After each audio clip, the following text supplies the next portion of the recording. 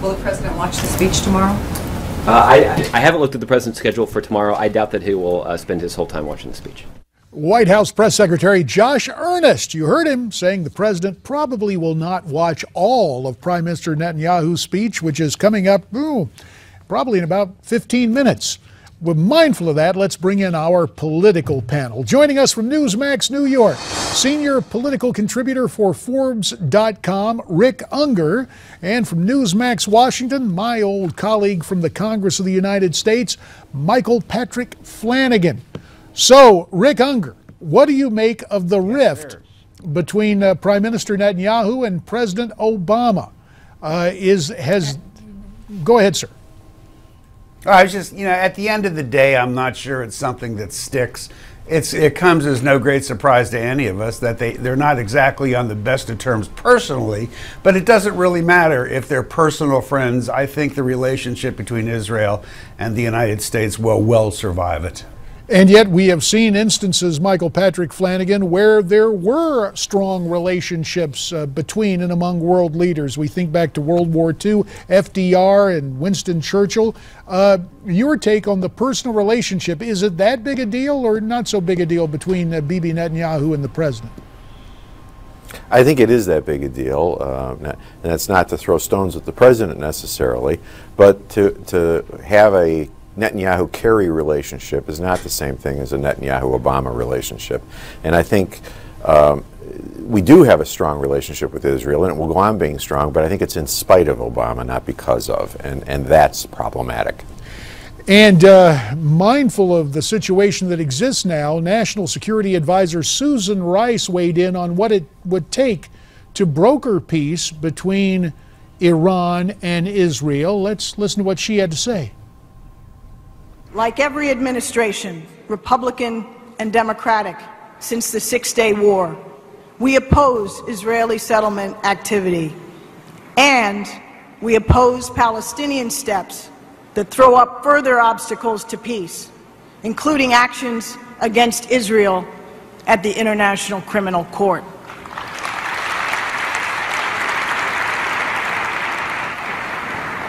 The only path to ensure Israel's long-term security is to bring about a viable, sovereign Palestinian state living side by side in peace and security with the democratic Jewish state of Israel. Rick, it was said that most of the applause was coming in the wrong spots for Susan Rice yesterday. Has the administration compounded the problem? I don't. First, I do have to point this out. Michael had said he kind of laid the relationship problem at the feet of the president.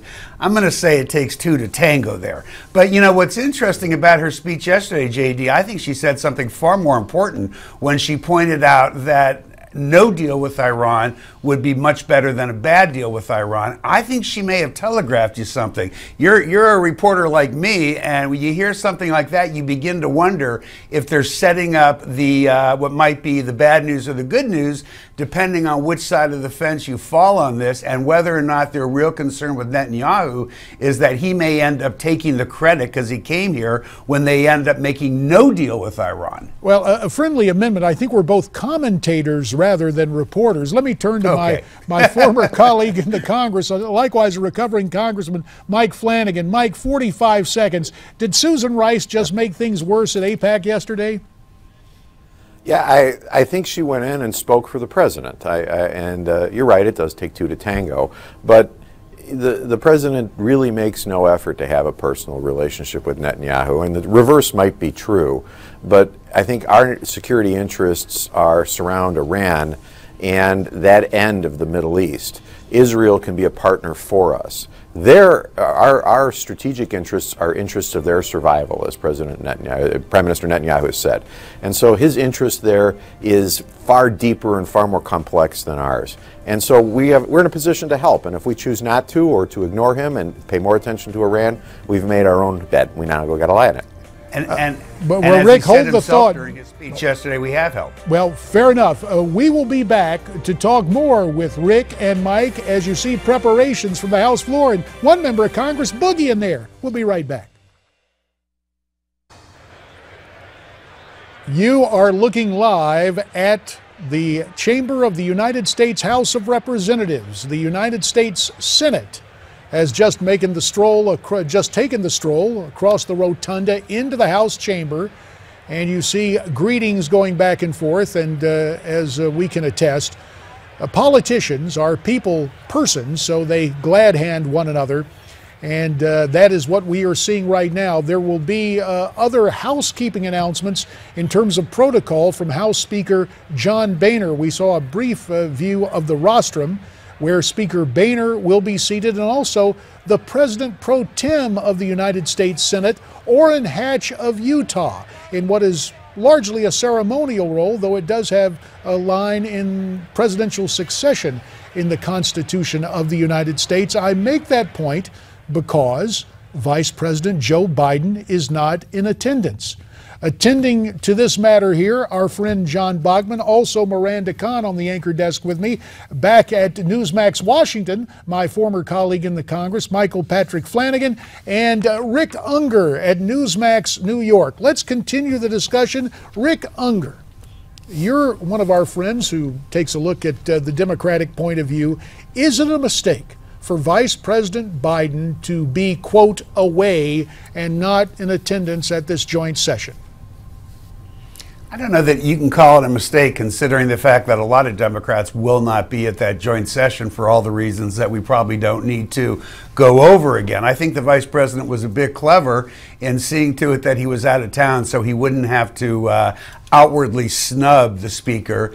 It's no secret that the White House is not happy. You talked about protocol. I was sitting here thinking it's a little bit late for protocol in this entire situation. That's already been pretty much voided, wouldn't you say? No, not at all, because Michael Patrick Flanagan, does the Speaker of the House have the final decision on who is invited to speak before the legislative branch? Isn't that the domain of a House Speaker? Absolutely. The Congress does not work for the president. They have appropriations. They have all ordinary matters that they take up with foreign governments all the time. And if they choose to have a head of foreign state in to speak, which they do several times a year, they don't need a checkbox from the president. And if the president objects to it, they can go ahead and do it anyway. Well, Rick, don't you think? I disagree. Rick, it's John. There's a reaction here going on, obviously, from the White House, not even really wanting to acknowledge that this is taking place today. But don't you think if they take it anything further past today, they run the risk of looking petty in response? Are you asking me? I don't think they will take it. I don't think they will take it anywhere past today, to be honest with you, John. And I think, to the Prime Minister's credit, he is being very careful in what he says to kind of put an end to it today. Look, I do think we have to consider the protocol. I understand there's not a good relationship between Speaker Boehner and the president. But you know what? This president will not always be president. And I think it's a matter of the respect that you have to give the office of the presidency. You don't create a separate foreign policy out of one branch of government while the Constitution gives the execution of foreign policy to the other. That's really at the heart of the problem. It's not about Obama. It's not about Boehner. It's about how these bodies of government interact with one another. Well, whatever the relationship may be between the Speaker and the President, Michael Patrick Flanagan, a couple of minutes ago, we saw in the gallery where Debbie Boehner, the wife of the current Speaker, was welcoming in former House Speaker Newt Gingrich and his wife, Callista. Now, there's been some talk that conservatives are pretty angry. They might try to mount a coup against Speaker Boehner. Should we read anything into the fact that Newt and his wife are sitting there with Debbie Boehner in the gallery today for this speech? Well, Newt had a coup attempted against him some years ago, which failed. And I think maybe he's advising the Boehners, but I don't really think a coup is brewing, and I don't think it's a problem. I don't think there's much to read into there. Rick, what are you hoping to hear the Israeli Prime Minister say today? Well, to be perfectly frank, I was hoping he would decide not to make the trip at all. But I think that we know what he's going to say. What I really find kind of interesting at this point, and maybe he'll respond to this, is some of the information that's been coming out of Israel. Specifically yesterday, one of the more respected councils over there, made up of high-ranking retired military officials and 3 ex-Mossad agents, expressed they're very unhappy that he's making this trip based on 2 points. One, they think that sticking his thumb in the eye of the president is not good for Israel in the long term, and 2, because they believe it's a purely political right, move. But he's already there. So what do you want to? Is there any way to smooth things over, or is it just I too doubt late it. I don't think that's what his intention is. His intention is to state his case for why we should not make a deal with Iran. And by the way, I do agree with some of his points. I'm with him. I don't buy into the idea of stretching this out 10 or 15 years. I'm only going to be happy, as he will, with a nuclear-free Iran. But there are many subtext questions that we have not addressed in having this conversation, like, can we get rid of a nuclear Iran? Is there anything we can do when we know that their program is buried so far underground, we don't even know if our bunker buster bombs can get to it? Nobody wants to talk about that. You know, a lot of, excuse me, something else folks don't want to talk about too, and Michael, I'll ask you this, if there's any political will here to take a look at the simple question of, is the world going to let Iran enrich any kind of uranium whatsoever, whether it's just for their so-called nuclear power program, or if there are elements there that might be weaponized someday. And I guess some folks could say, oh, it all boils down to that question. If there's no willingness to allow Iran here from folks who support Israel in this country to let Iran enrich any uranium at all, then this is kind of a moot point. We're having this debate that doesn't really matter. Mr. Flanagan. Well, John, I think you have, in this speech today, I think the Prime Minister is going to obviate certain things that the administration has not highlighted. And we're going to have a hard and long talk about Iran that we have not had publicly or in the press. The elite have talked about it, the wonks in Washington. But I think the American people are going to get a lesson today in what's going on in Iran, and there's going to be an oh my God moment. And I think this is what the White House chose to avoid and does not want to see happen.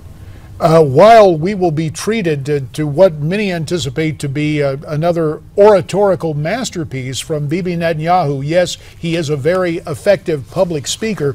Michael Flanagan, I could not help but note, as I was gazing there on the House floor, another of our former colleagues, John Kasich, the governor of Ohio, utilizing the privileges awarded to a former member of the House of Representatives there on the floor of the House. Perhaps this is a signal now that Governor Kasich may be looking to run for the White House. Do you expect we will see a presidential campaign from John Kasich? It could very well be. John's a very capable man. He's had a very successful run in Ohio, and I think he'd be a very capable president. Unfortunately, he couldn't be on Newsmax today like me, and I chose not to go to the floor and come be with you instead, Jay. Well, yeah, and we're grateful for that, Mike. We're grateful for that. I think Kasich has a trip planned to New Hampshire as well this week. So he is staying busy. He is staying busy.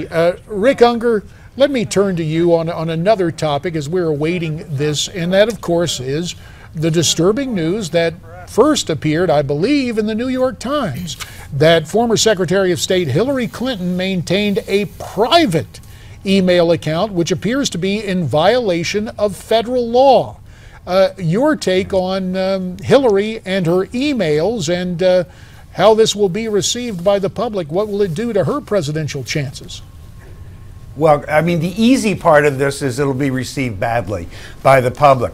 I'm still digging into whether or not it violated federal law. I think it's possible it did, JD. I'm trying to confirm that by having a look at the law. Any way you slice it, it's not transparent when somebody does that. Her explanation that, well, I was sending it to other government officials and they were using public accounts, therefore you can get it all there, that's not going to hold up. It quite honestly boggles my mind that Hillary Clinton, knowing that she would probably make another run for the presidency, would not be more careful about something like this. It is one of the many things that I'm afraid is adding to the list of things she's going to have to deal with. Let me turn to you, Mike Flanagan. Is it a situation where the former First Lady and former Secretary of State figures that she will not face consequences? I think that's true, and I appreciate Rick talking about this, but I don't think it's going to amount to much, and don't take that as a defense of Hillary. I'm just saying that this is the way of the Clintons. If you remember 20 years ago, she had the X-Files and Craig Livingstone and FBI files at her behest piled up in their home. They were Xeroxing and making an enemies list. Nothing came of that. Nothing will come of this. It'll be a noise for a while, and it'll go away. Let me continue to set the scene. If you're just joining us, you see on our screen pictures of the chamber of the United States House of Representatives. Some seats taken, and those seats in front are taken by members of the United States Senate. Two guys I recognize very readily. Ted Cruz, the junior senator from Texas, seated next to Jerry Moran, my former congressional colleague, now the junior senator from the Sunflower State. We're just a few minutes past 11 Eastern Time. The president's cabinet has come in, I believe, and shortly the Speaker of the House will announce the arrival of the Prime Minister of the State of Israel, and Israeli Prime Minister Benjamin Netanyahu will make a speech. We see Mrs. Netanyahu there in the House gallery. So the time approaches for this speech. In the interim, we will continue the discussion with Rick Ungar and Michael Patrick Flanagan as they check in from Newsmax New York and Newsmax Washington, D.C., respectively. Let me turn back to you, Mike Flanagan. During our early days in the House, the real sense of historical import, especially when a leader like a Benjamin Netanyahu comes to town. What is your most treasured memory of a joint session during your days in Congress? Well, it wasn't quite a joint session, but Paul Simon brought in Madam Chiang Kai-shek to meet. And there is a famous historical figure that not everybody can have an opportunity to see or talk to or even hear about. And I got a chance to meet her. And that's one of the cool things about being a member is you get to meet some fairly phenomenal folks. And as we continue to look at the floor, we see Montana Democrat Brian Tester alongside West Virginia Democrat Joe Manchin, and others coming in awaiting the arrival of Prime Minister Netanyahu. John Bogman, there is no way to overstate the importance of this joint session for the state of Israel, even amidst the controversy of that political campaign that is raging right now in that nation. And both sides, in certain ways, have wanted to downplay the political nature of all this. Of course, there's an election coming up. That will be an election, perhaps a referendum on Prime Minister Benjamin Netanyahu very soon. Michael, how many votes or seats in the Parliament of Israel do you think this could sway the decisions? I know a lot of folks are watching here at home, but of course a lot of folks watching in Israel as well.